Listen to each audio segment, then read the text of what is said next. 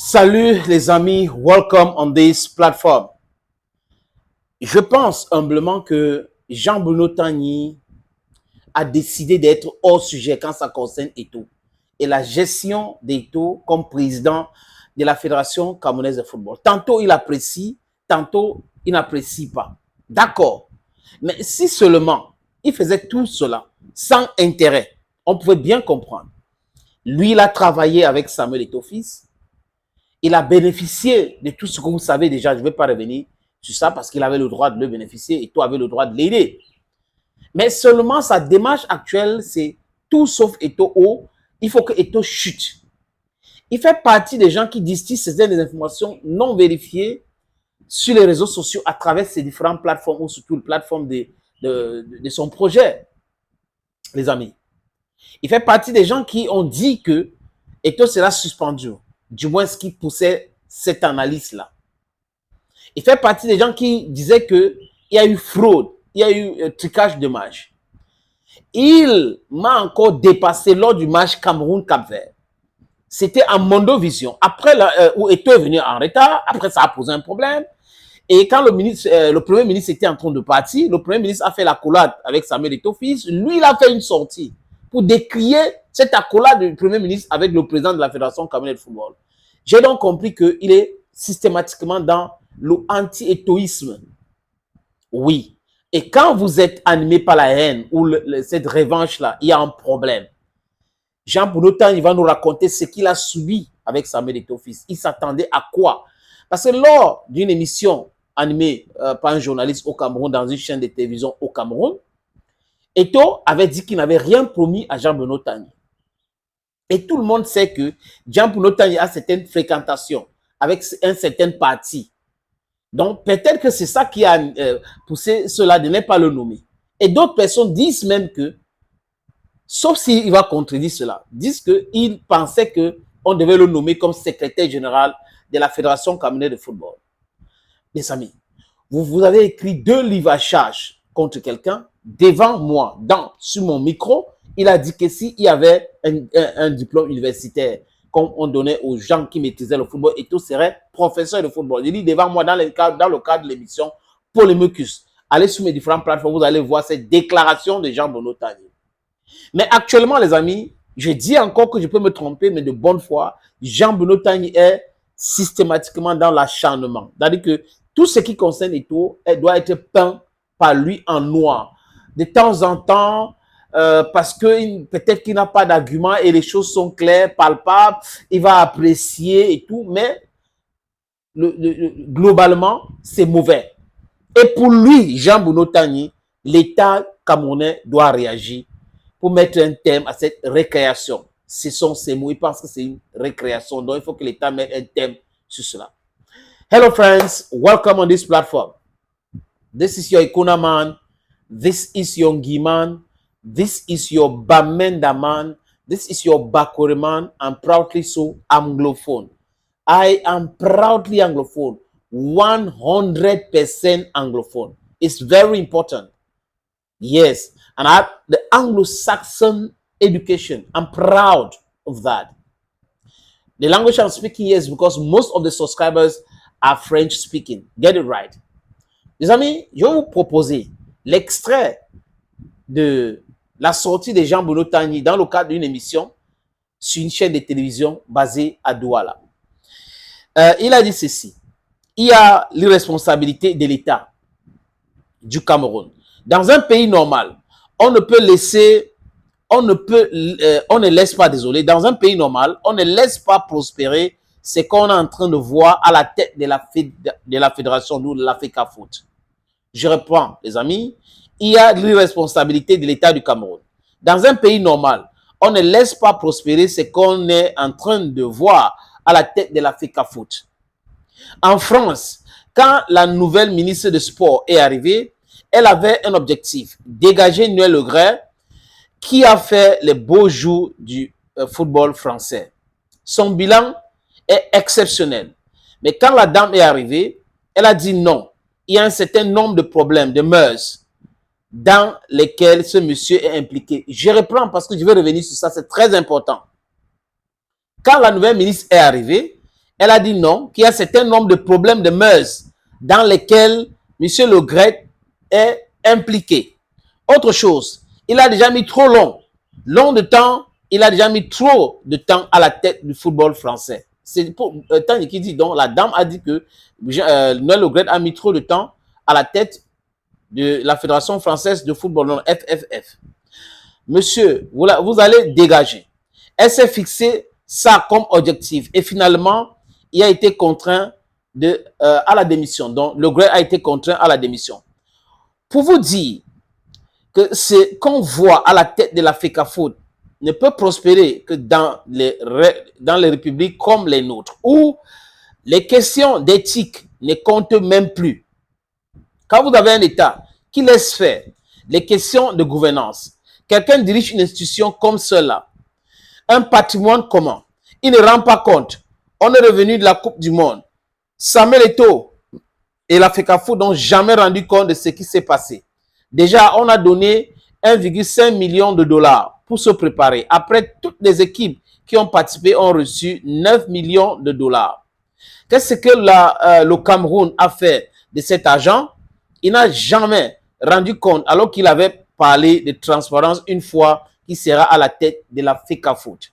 Ce sont les Camerounais et les acteurs de football qui vont pleurer ce qui est en train de devenir leur football. Parce que les dettes sont en train de s'amoceler par des fautes personnelles du président de la fédération, donc FECAFOOT.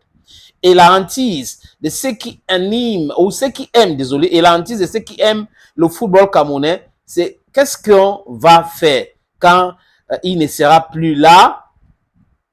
Il y a pratiquement 1,5 milliard qu'on va payer à Conseil Sao pour rupture abusive de contrat. Il y a également le coq sportif. On va payer plusieurs milliards également. Il doit un peu plus de 2 milliards à l'État du Cameroun depuis la Coupe du Monde. Vous connaissez quelqu'un au Cameroun qui doit 2 milliards à l'État du Cameroun et qui se balade comme ça, accompagné par le gouvernement? Non.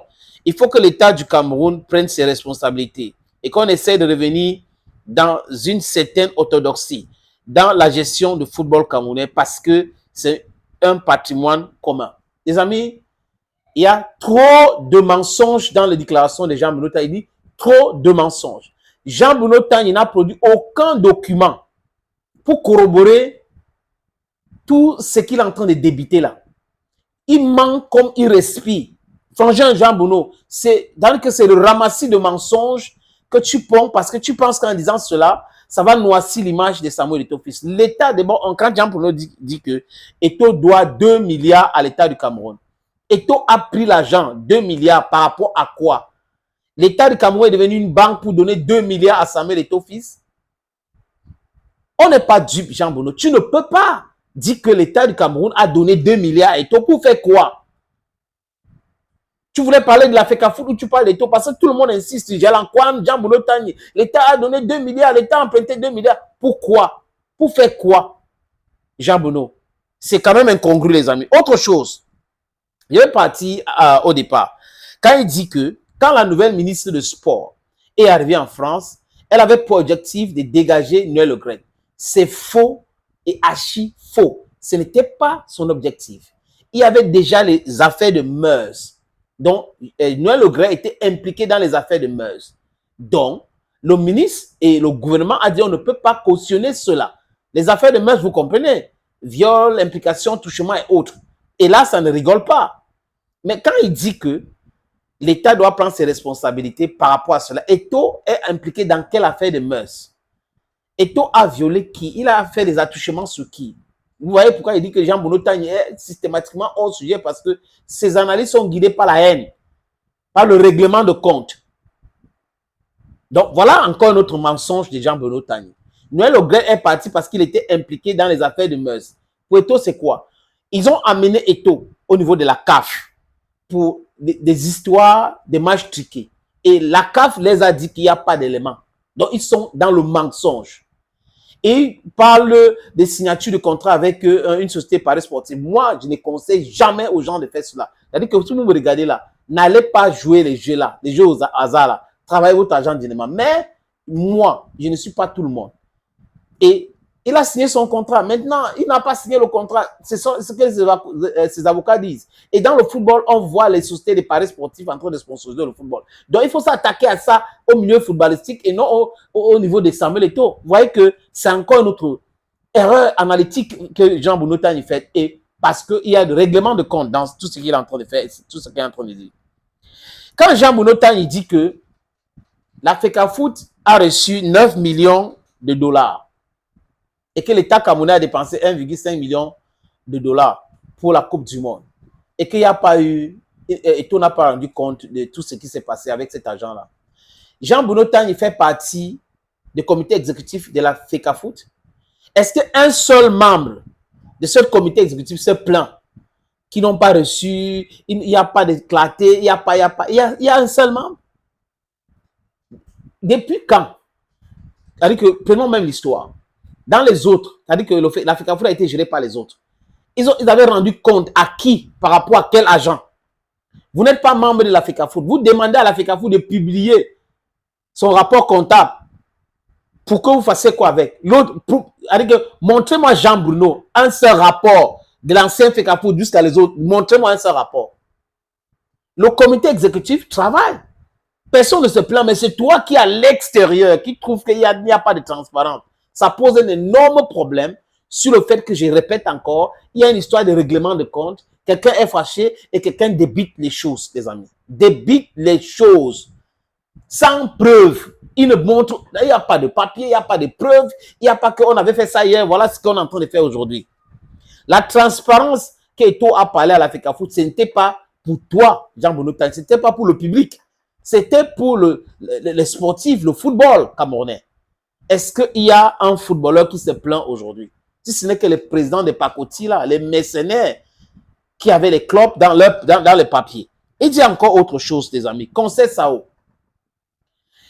Qui a résilié le contrat de Conseil Sao? Qui avait signé le contrat nuitamment avec Conseil Sao? Nuitamment. C'est le ministre du Sport, Mouele Kombi. Et qui a résilié le contrat de Conseil Sao? C'est le ministre du Sport, Mouele Kombi. Donc, quand on met tout sur la tête de quelqu'un, les amis, ça, c'est-à-dire qu'on peut comprendre. Vous pouvez être dans la vérité. Vous dites des choses, on dit oui, ici c'est vrai, là-bas c'est vrai. Mais tu ne peux pas te présenter devant la télé. Tu manques de début jusqu'à la fin et tu penses qu'il faut qu'on te prenne au sérieux. Non. Voilà, les amis, quelques éléments que j'ai essayé de vous présenter par rapport aux différents dits de Jean Bounotani. You should be serious. Quand quelqu'un a travaillé avec toi, il t'a promis des choses, après il n'a pas réalisé. Passe à autre chose. Passe à autre chose. Passe à Jean Bounotani. Gars, passe à autre chose. Parce que tout ce que tu es en train de faire là, ça ne t'honore pas. Tu ne peux pas te mettre là. Et de 1 jusqu'à 9, tu es incohérent. C'est pas ce qu'ils pensent.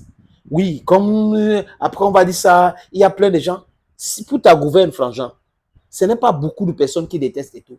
C'est une minorité, y compris toi, nocive, qui pense que elles avaient la puissance d'influencer les autres. Donc ces personnes pensaient qu'elles pouvaient influencer tout le monde. Mais c'est faux. La majorité des personnes au Cameroun ne voient pas les choses comme vous. Vous pensez dans votre petit boule là, hein, de fake news et tout ça, vous concoctez les choses, vous pensez que c'est comme ça. Ce n'est pas vrai. Donc voilà les amis, quelqu'un qui vient citer Noël Le Graët et il prend un mauvais exemple. Il parle de l'endettement de la FECAFOOT, il parle de l'endettement du président de la FECAFOOT, il parle du fait que l'État a donné de l'argent à Samuel Eto'o, sur quelle base de documents, c'est quoi, c'est pas par rapport à quoi, il ne peut pas expliquer, mais il débite des choses comme ça. Respectons-nous, si on veut que les autres nous respectent, c'est ça le truc. Mon problème, c'est la justice, c'est autre chose. On ne peut pas être dans un pays où, systématiquement, on veut détruire les modèles. Et on érige en modèle ceux qui sont des vrais escrocs, ceux qui sont des fémans, ceux qui sont des prévaricateurs, ceux qui passent l'État à détourner le fonds public. Ce sont ceux-là qu'on pousse les gens à respecter. It's not serious. Les amis, Bamendaman, Ekonaman, Guiman, Bakurman, 100% anglophone. Une opportunité en or pour vous. 2 terrains à vendre, un à Japoma, un à Bonapriso, Douala. Si vous êtes intéressé, à Bonapriso, c'est 576 mètres carrés. À Japoma, c'est 1000 mètres carrés. C'est dans l'enclos. On a construit la barrière déjà. Donc, le numéro de téléphone, c'est le 00237 680 87 37 37. Ça, c'est un numéro qui passe en direct. Il y a aussi le WhatsApp et le reste des numéros dans cette petite vidéo. Opportunité en or à Douala, terrain à vendre, 560 mètres carrés. Vous voulez construire un centre commercial, un hôtel, vous voulez construire votre propre maison à vous, vous voulez ouvrir une station de service, c'est à vendre, les amis. Je répète encore, c'est à vendre, ce terrain. Voilà donc l'opportunité que je vous présente là. C'est 560 mètres carrés, je répète. Et le terrain est titré. Nous allons vous laisser le temps de vérifier parce que c'est très important. Donc, ce n'est pas le genre de terrain où il y a un problème. Non, non, non. C'est en plan Bonapuzo à côté de la route. La route ceinture ce terrain. D'un côté, il y a une route en pavé. De l'autre côté, c'est une autre route bitumée. C'est abordable le prix, hein, donc on peut discuter du prix. Si vous êtes intéressé, appelez-moi à travers les deux numéros que vous voyez à l'écran là, 6 80 87 37 37 ou le 6 96 17 60 34. Et les numéros, le premier numéro passe sur WhatsApp, donc vous pouvez nous envoyer un WhatsApp ou vous nous appelez simplement. Et l'autre numéro, c'est uniquement par appel simple, les amis. Donc, voilà donc cette opportunité que j'ai décidé de partager avec vous. Contactez-moi si vous êtes intéressé.